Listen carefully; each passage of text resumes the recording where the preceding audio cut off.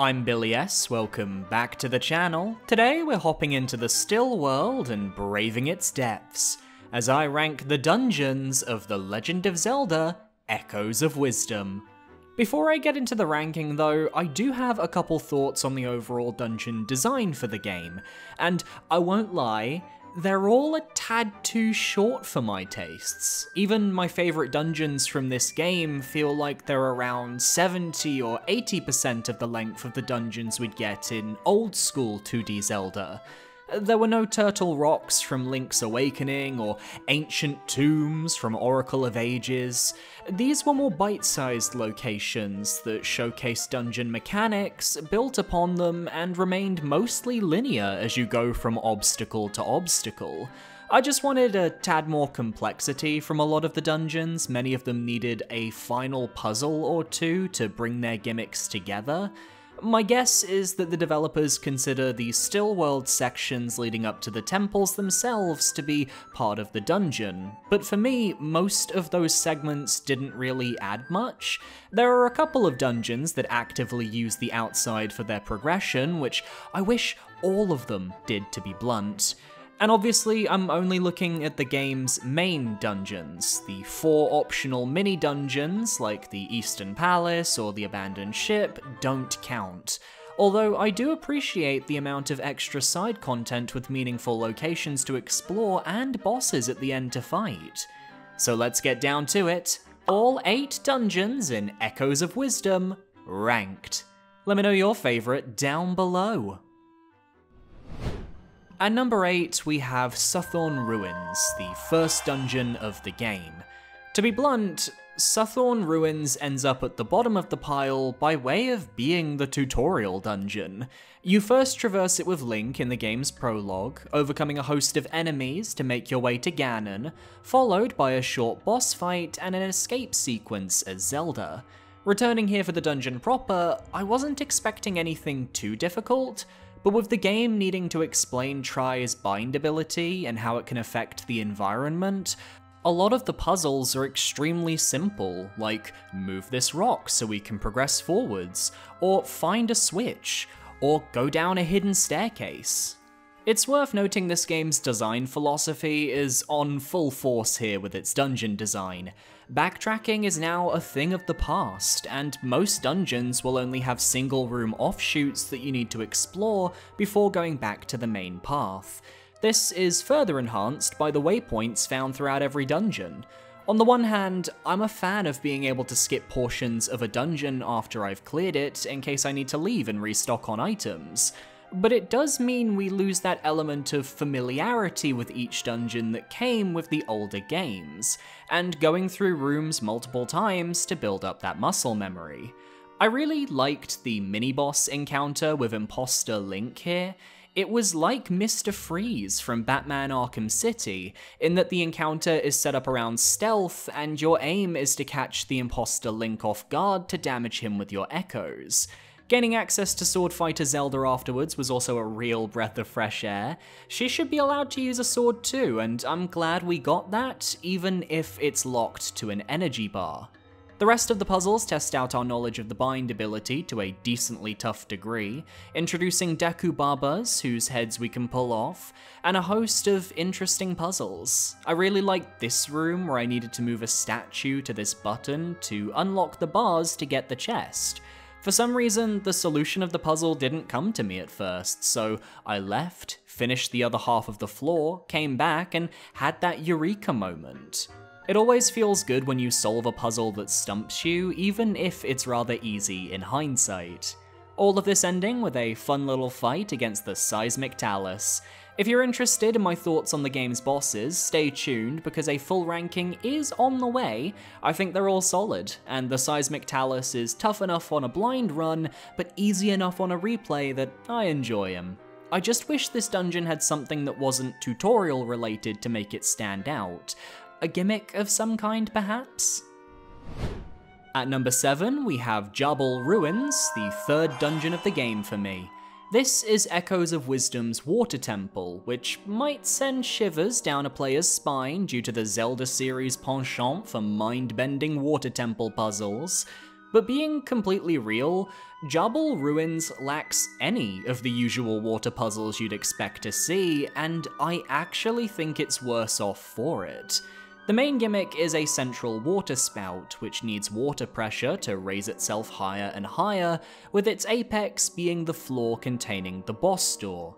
There are 5 switches you need to find in the dungeon, the first being a gimme, while the other 4 are split across 2 different floors, each with their own linear series of obstacles you have to overcome.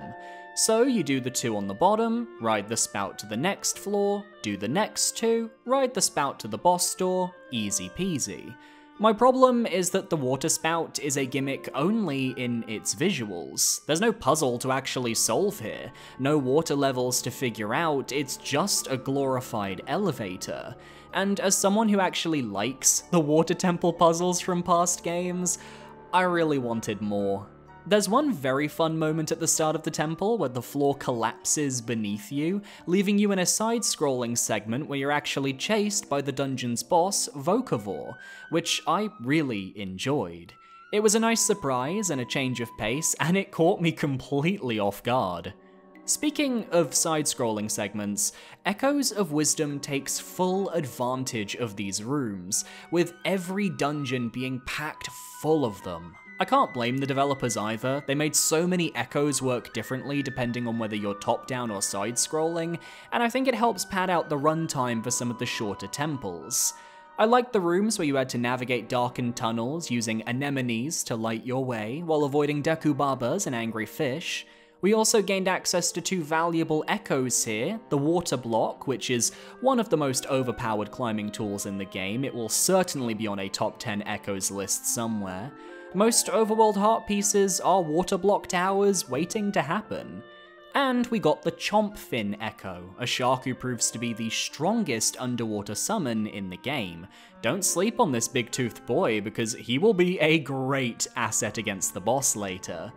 My favourite part of the temple though was the Yellow Path, which featured a Frogger-style platforming room where you needed to stay on the wood lest you be swept off into the void, and a puzzle room where you needed to find and hit various switches in whatever way you could manage. It felt like the developers challenging me, saying, "Impress us." Overall, this is a solidly average temple, and I think I prefer it to something like Angler's Tunnel from Link's Awakening, but I see so much missed potential here. At number 6, we have Null's Body, the final dungeon of the game, and I've gotta say, the twist that Ganon was an echo the whole time, paving the way for an entirely new antagonist, was genius on part of Echoes of Wisdom. And our last adventure sees us venturing into the body of Null to reach its soul and slay it from the inside. With a distinctly biological look, it felt like being in Jabu Jabu's belly all over again, smells like home. To even enter though, you have to give up your sword fighter abilities by rearming Link, thereby passing the game's point of no return. And while that sounds disappointing, as Link's abilities did help to get you this far, that means nothing when you actually get to team up with the hero of Hyrule himself. Link will join you for the entire dungeon, showcasing his insane combat skills by helping take down a Shadow Lynel no problem, while Zelda gets to help solve various puzzles that allow them both to progress. There's a brief side-scrolling segment where you're on your own, with platforming puzzles and multiple different solutions if you're thinking creatively, and my favourite use of the Gustmaster enemies, as you can use them to fly the keys upwards. After which you emerge into my favourite little room of the dungeon where you have to use echo summons to build Link a path to a nearby button. His AI wasn't the most developed, as he'd attempt to jump on the boulders I'd summon, making me think I needed to carry him up, but we got there in the end. Null's body only suffers from its length, because it's past the point of no return, which means the dungeon couldn't be too big because there are no save points once you enter.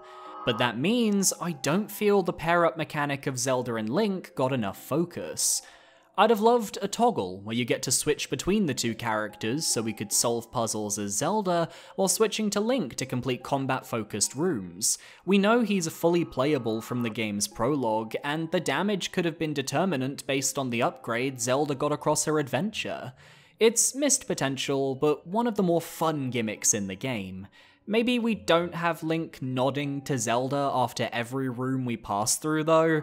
It got a little slow anytime I'd clear one. At number 5, we have Eldin Temple, my 5th dungeon of the game.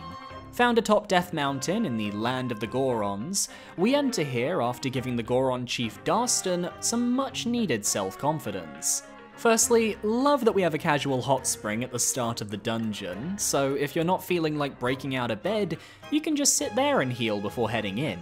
Now, as this is a fire dungeon, we have all the classic staples: lava that has to be platformed over, floors coated with magma that you need to avoid stepping on or you'll take heat damage, and a whole host of fire-based enemies to make your life a living hell. Elemental Keese enemies are a real pain in any game, but being able to kill a fire Keese and take its power for myself is honestly pretty therapeutic. A large amount of the platforming actually revolves around regular Keese too, as you'll be using them to ride updrafts from various geysers to cross gaps, similar to how you'd use a Cuckoo in past titles. There's even a mini-game just outside Goron City that focuses on this exact skill, so it's clear the developers wanted it to be highly featured. There's also this room with rising and lowering lava levels that requires Zelda to wait for the right timing so she can explore, with buried chests to discover, enemies to kill, and a hidden button to unlock the door out.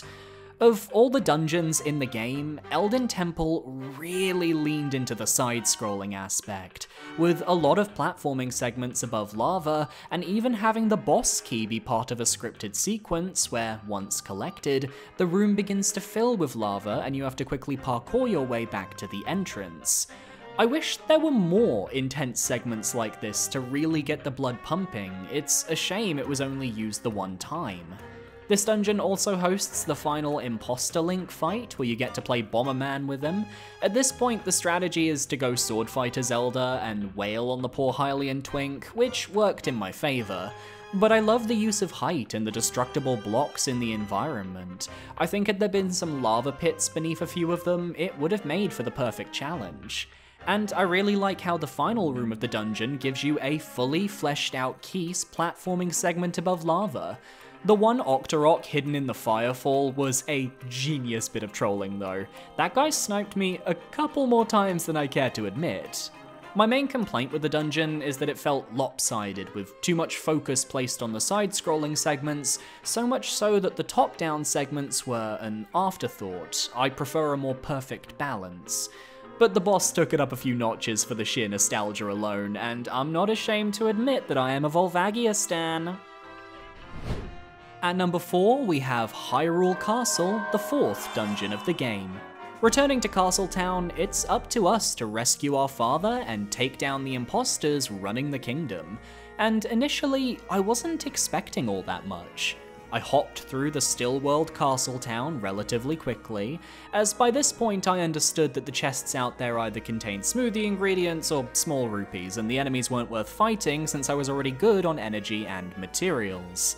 Opening up the secret passage in the throne room was fun, and while stealth segments aren't my favourite in the Zelda series, I can appreciate the concept of needing to re-stealth through the same jails that you started the game with, and the moment with Impa and her diary was surprisingly wholesome. The side-scrolling rooms where I fought the Dark Nuts were what I expected, appreciating the focus on combat as it felt fitting the castle would be armed to the teeth. And the puzzle following, where we had to use our ability to summon echoes from afar, was a stark reminder that I am not as smart as I thought. It took me an embarrassingly long time to realize I needed to summon an Ignazol and bind it across the gap to light the final torch. The Gust Masters were then introduced, but they don't feel nearly as interesting as they did during Noel's body, instead acting as timing-based puzzles to build over. The last part of Hyrule Castle sees us taking on rooms inspired by the 2 prior dungeons we just completed, though I was a little confused. The ladder in the first room on the left takes us to the back of the room with the guards, but I was able to just build up to the other entrance into that same room and took the high road to reach the chest with the key. Didn't even need to go underwater, even if that segment was cool. I appreciate multiple ways to get to the same spot though, and I definitely had fun dropping beds on the guards accidentally. We also get introduced to a classic Zelda enemy, the Ball and Chain Trooper, who became an absolute beast for a large portion of my playthrough. Spawn him within a group of enemies and watch that spiked ball go to town.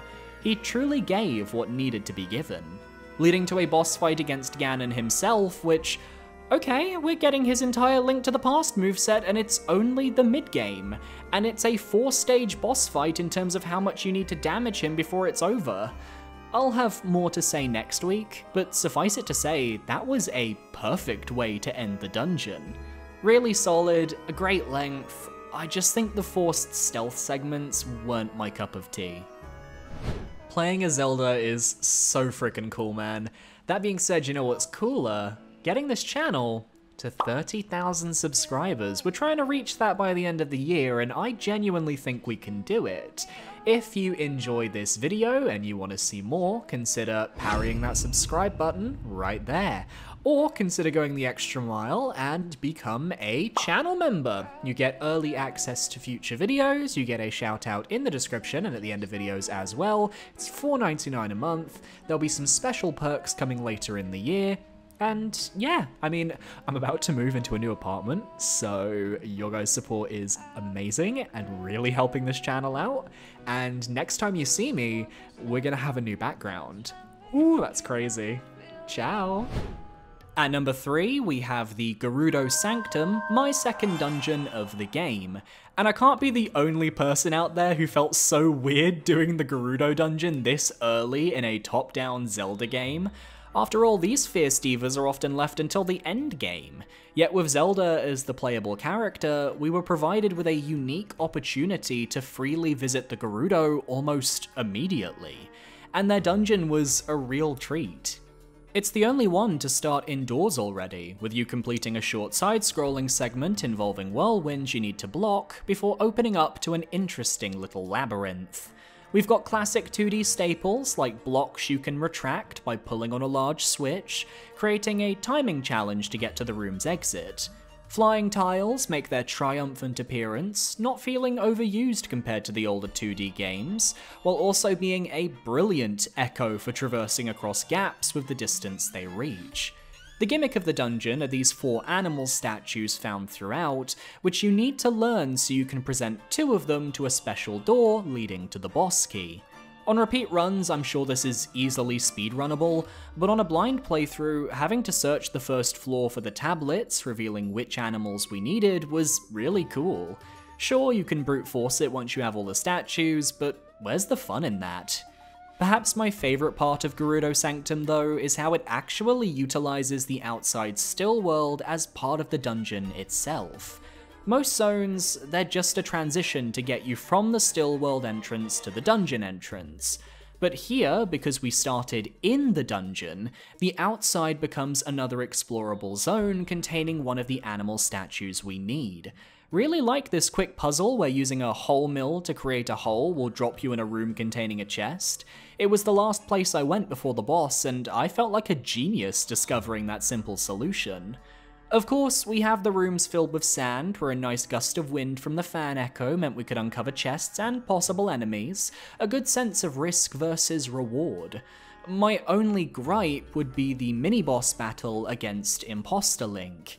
Here, he uses his bow, and I initially wanted to try fighting with echoes, but I just couldn't figure out the best strategy, leading to me killing him rather easily in my Swordmaster form.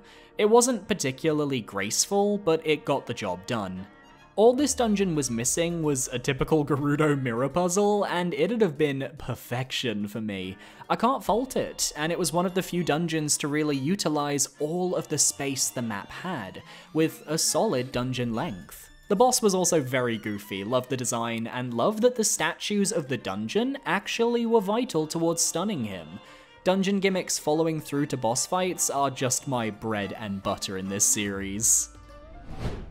At number 2, we have Lanayru Temple, my 6th dungeon of the game. I originally wanted to save this one for after the Farron Wetlands, but I happened to be near Mount Hebra and said, fuck it, Wasn't expecting to have my heart absolutely break for Condi the Yeti and his dead dad and missing brother though. Lanayru Temple stands out amongst the rest of the dungeons on today's list for having an initial gimmick that feels fully explored by the time we reach the boss. Throughout the dungeon, you'll come across large fans connected across rooms to empty pedestals, and you'll also find fire orbs on their own pedestals as well. You have to bind these fire orbs and take them to the pedestal containing the fan in order to activate it. Use a fire orb and the room with the fan heats up. But pass the fire orb through a cold geyser and it becomes an ice orb, which when used on a fan becomes the world's strongest air conditioner, freezing the room it's in. Admittedly, I didn't realize this at first, as in the room designed to teach you that mechanic, I just assumed I needed to avoid the cold gust and did just that via my echoes.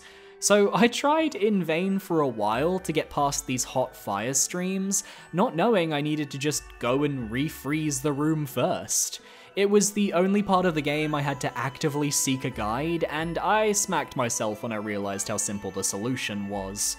Which is why I love this puzzle-focused Zelda experience. When something is so well designed that you see the solution and think, oh duh, I should have known that, as opposed to, oh, I'd never have thought of that, you're doing something right. There's some fun bind shenanigans with icicles in a side-scrolling segment, and a platforming room where you have to time your buildings so you don't get caught in cold blasts, and even a side-scrolling room where you have to move a fire orb to the top to activate a fan, while avoiding ice slugs and cold winds. It took a bit of setup to get the puzzle down, but felt super fun. There's a surprisingly tough boss against a giant slime zol, which you have to break into smaller pieces by freezing it and shattering each frozen body part. I almost died here, but thank God for smoothies in a dream. If the slime zol lands in the heated water at the back of the room, it'll begin firing streams of water at the player that really fucking hurt. Then the third floor is entirely dedicated to an overarching puzzle of needing to activate specific fans to eventually reach the boss key. Though we do get introduced to my least favorite enemy in the game, the Freezards. It's too easy for these guys to absolutely stunlock my ass, and they've got an aggro range the size of Europe. Don't even get me started on the Freezard challenge battle in the Sleep Dojo. This whole floor was one of my favorite parts of the whole game, just a simple series of puzzles that all connected to each other, leading to a satisfying conclusion as I launched a snowball onto a giant button to get the boss key, ending on a high note with one of the more unique takes on a fire-ice Zelda boss fight, which had real stakes, as we'd followed the creature during this whole questline as it was believed to be Conde's brother. Just a really solid temple all around. Top-down ice dungeons in the Link to the Past variant of Hyrule do not miss, and I will stand by that. At number 1, we have Farron Temple, my 7th dungeon of the game. Immediately, this temple does a lot of things I really enjoyed from the prior dungeons on this list. First, let's talk about the way it starts. From the opening puzzle in the Still World, where you have to use a Drip-a-tune to open the path up to the main temple, to the room containing the charged crystals that you need to activate with electricity, which is one of the temple's main gimmicks, to the way that when you emerge into the garden grounds, you immediately see the boss chest only to have it snapped up by a large flowery bulb. It sets a tone. The main entrance is blocked by bars, which means you have to use one of the many, and I mean many, hidden entrances into the dungeon. It does what the Gerudo Sanctum did, incorporating the Still World into the dungeon design, and I sincerely wish more dungeons were able to achieve this in a more organic way. I initially entered via the doorway behind the Armos statue, leading to a dead-end puzzle room that put my spark skills to the test, giving me my first key. Really simple, but enjoyable. Since I had the accessory that let Zelda jump higher, there were rooms with various Beamos I was able to clear without much urgency. I could hop over obstacles without needing to summon echoes, but I liked the danger they posed. The mini-boss was a pleasant surprise, as I was greeted by a two-headed manhandler, and my strategy was to use the Fire Whiz robe to deal damage to the heads, while I kept aggro until they got stunned. I knew the fight was too early in the dungeon for me to immediately reach the boss key, so when it fleed, I was like, yeah, I see where this is going. But it was really nice to see a classic Zelda boss still making the rounds. Makes me wonder if there was a planned Oracle remake that got canned during development, since we've got him here, who was a boss in Oracle of Seasons, and Smog in the Overworld, who was a boss in Oracle of Ages. I'm just saying. The toughest part of the dungeon for me was the surprisingly sneaky baby Gomas, and the amount of darkened rooms though. Holding an Ignazol or Fire Keys would light the way somewhat, but it meant I couldn't attack any enemies coming my way, and it made navigating in the dark a real struggle. I enjoyed the challenge though. This was the only dungeon where I think I was actually worried for my character's safety. Loved the various Armos Night puzzles, where we had to stand on platforms at the same time, made me feel like a genius once I figured out what the game wanted, and the side-scrolling scales you had to weigh down with the echoes were also a nice reprieve from the dangers of the dungeon. The only aspect of the dungeon that confused me was when I exited through this waterfall. I just assumed I'd reappeared outside again in a location I'd been to before, not realizing I was in an entirely new part of the still world. Another facepalm moment from Billy S, let me tell you. The Manhandler's full fight was a nice evolution from the first encounter. The fact that two of the heads were stronger, and thus I switched my strategy to feeding them bomb fish when they lunged at me, was the switch up I needed to stay engaged with the fight. Farron Ruins had the exploration down. The puzzles were varied and interesting, and the dungeon didn't feel too short nor too long. It was just right. And heck, Goma making another appearance wasn't a shock, but I really liked this incarnation. Definitely one of the more deadly Gomas in the Zelda series boss roster. And while I haven't talked about it in this video, can I just say the music for all of these dungeons were fantastic? But there was something so upbeat and mysterious about the Farron Temple theme, a real highlight, though maybe it's just my adoration of woodwind instruments coming through. And that's my list. Which Echoes of Wisdom dungeon was your favourite? Let me know down below, and be sure to parry that subscribe button so you can stay up to date on all of my future videos. My social medias are on screen now, feel free to follow me if you're comfortable. I recommend my Twitter or my Discord. My Twitter is definitely the best place to go. There's also my YouTube community tab if you're interested in that sort of thing.